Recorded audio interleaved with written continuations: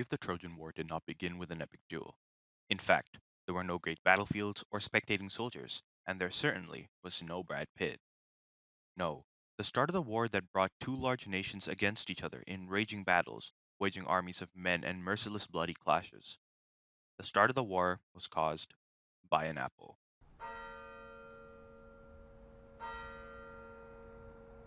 And cause Ares, the one spelled with an E, wasn't invited to the coolest party ever.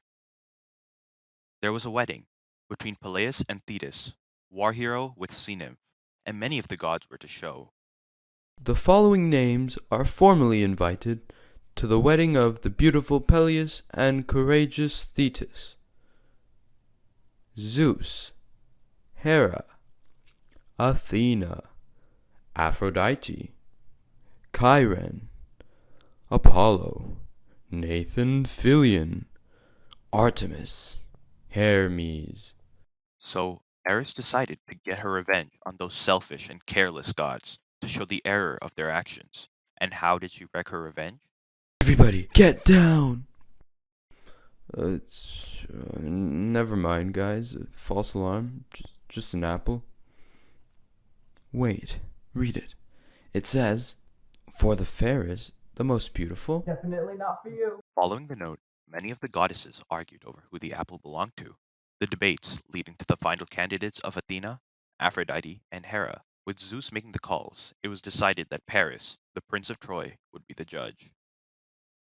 He wound up choosing Aphrodite, the goddess of love, because she promised to give him the heart of Helen, the most beautiful woman in Greece. And so, Helen fell in love with Paris, and they sailed away and lived happily ever after. Oh, except for the fact that Helen was married to King Menelaus of Sparta. Yeah, that's Sparta.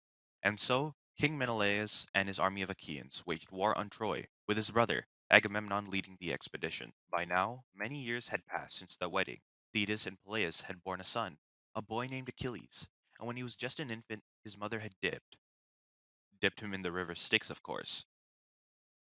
The river's power made Achilles invincible where it touched, essentially every single body part except his heel. No one would ever shoot him in the heel, right? Oh, and then she actually dipped from his life, but that's a bit later.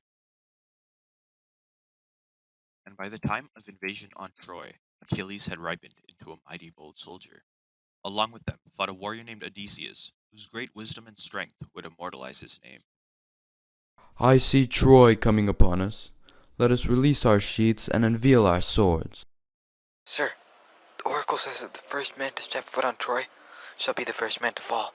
Fall? As in? It's a euphemism, sir, for death. Death. I do not fear death.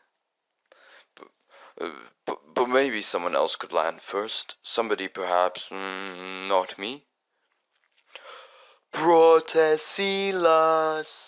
And through a nasty trick, Protesilaus technically landed first and died a valiant death from Hector of Troy. Oh, look, he's alive. Oh.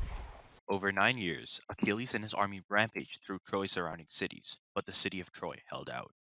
Though there was great victory, there were several squabbles among the Achaeans. For example, Achilles once turned sides because of some intense beef with Agamemnon. He even prayed to Zeus that they would lose to punish their dishonor. Yeah, this wasn't a Greek bromance. With the help of Athena, Achilles defeated Hector in a duel, leaving his body unburied, a great disrespect in Greek culture. And Hector's body was flailed around, dragged onto a Greek chariot, dishonoring the dead, until a truce was called to bury the dead, and a moment of peace had come in the war. And then the battles raged on. The Achaeans sought a final defeat and end to the bloodshed. At one point, the Achaeans were pushed out of the land, prompting many soldiers to appear to sail back home. We must strike a deafening blow. Troy is on but the last bit of thread. They are weak, but their hearts are strong. How much longer shall this go? Not much longer. Their grip will loosen and we shall prevail. How? A plan to take siege of Troy.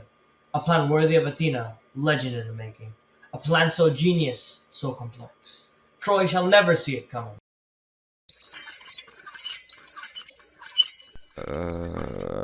What the? I think we have fooled them. Let us move to the next step. Achaeans, outside, Sir, outside these walls lay the... Sir, What?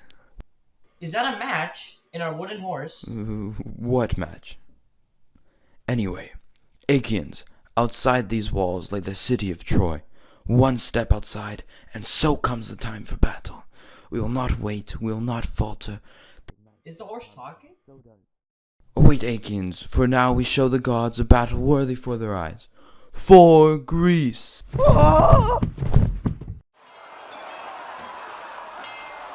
So was the end of Troy. After the battle, members of Paris's royal family were killed. Hector's infant son was thrown off the fortress walls. His sister was sacrificed for the grave of Achilles, and many of the women were carried off by soldiers. Helen was returned to Menelaus, and the war came to an end. The committed atrocities angered the gods, and as punishment, many Achaeans did not return.